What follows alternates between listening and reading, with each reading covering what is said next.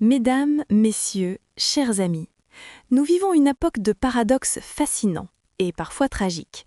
D'un côté, nous célébrons des avancées technologiques vertigineuses, des voitures qui se conduisent seules, des fusées qui revisitent l'espace, des prouesses d'ingénierie qui défient l'imagination. De l'autre, nous sommes acculés par les conséquences de notre propre progrès. Le thermomètre planétaire qui s'affole, des métropoles asphyxiées par la pollution, des systèmes de santé saturés par les maladies de la sédentarité. Dans ce tumulte, nous cherchons désespérément des solutions complexes, coûteuses, souvent lointaines. Nous attendons le mix énergétique miracle, le bouclier technologique qui nous sauvera. Mais et si, mesdames et messieurs, la solution la plus élégante, la plus efficace et la plus à portée de main était déjà sous nos yeux?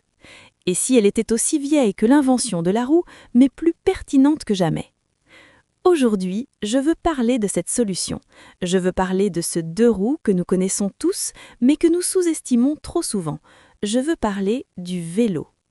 Oui, le vélo. Cet objet simple, presque anodin, est bien plus qu'un jouet d'enfant ou qu'un accessoire de sport du dimanche. Le vélo, je vous le dis, est le véhicule zéro émission par excellence. Et il possède des vertus que les technologies les plus avancées de l'industrie automobile ne pourront jamais égaler. Première partie, zéro émission vraiment. Parlons d'abord de ce zéro émission. On pourrait être tenté de le réduire à un slogan marketing. Mais regardons les faits. Quand une voiture électrique roule, certes, son pot d'échappement ne crache pas de CO2, mais sa fabrication et surtout la production de l'électricité qui la fait tourner a un coût environnemental.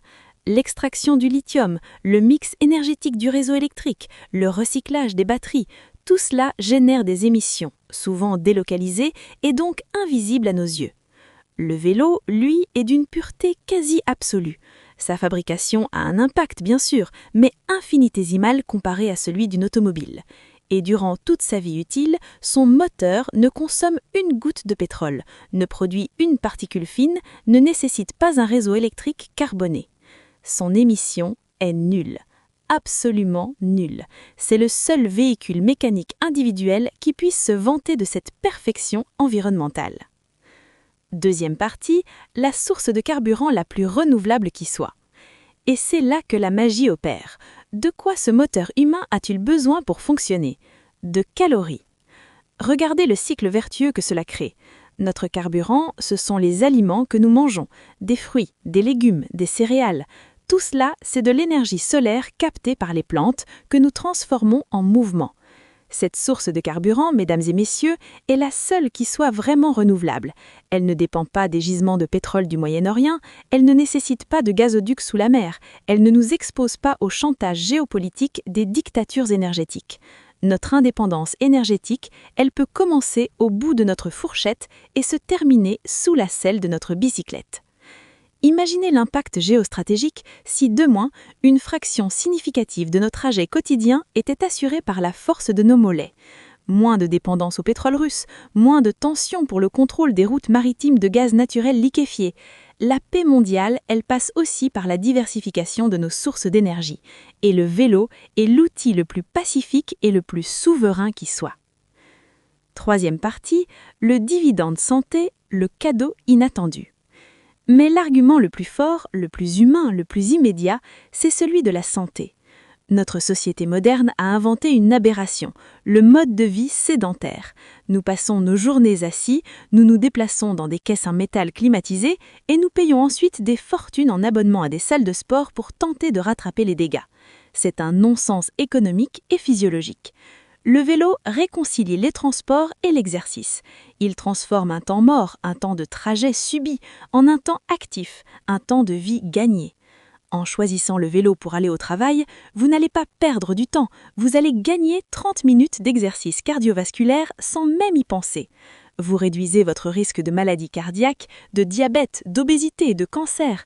Vous renforcez votre système immunitaire, vous améliorez votre santé mentale, libérant des endorphines qui combattent le stress et l'anxiété. Le bénéfice pour la santé publique est colossal. Moins de malades chroniques, c'est moins de pression sur nos hôpitaux, moins de dépenses de sécurité sociale, plus d'énergie disponible pour une société plus dynamique et plus heureuse. Le vélo est le seul véhicule qui, plus vous l'utilisez, plus il vous rend en bonne santé. C'est un investissement qui rapporte des dividendes à chaque coup de pédale. Alors, mesdames et messieurs, que faut-il pour que cette évidence devienne une réalité ? Il ne s'agit pas de diaboliser la voiture, il y aura toujours des usages où elle est indispensable, mais il s'agit de repenser nos priorités, de rééquilibrer nos politiques d'aménagement du territoire, de faire preuve de courage politique. Il faut des pistes cyclables sûres, continues, qui relient vraiment les banlieues au centre-ville. Il faut du stationnement sécurisé pour que les gens n'aient pas peur de se faire voler leur véhicule zéro émission.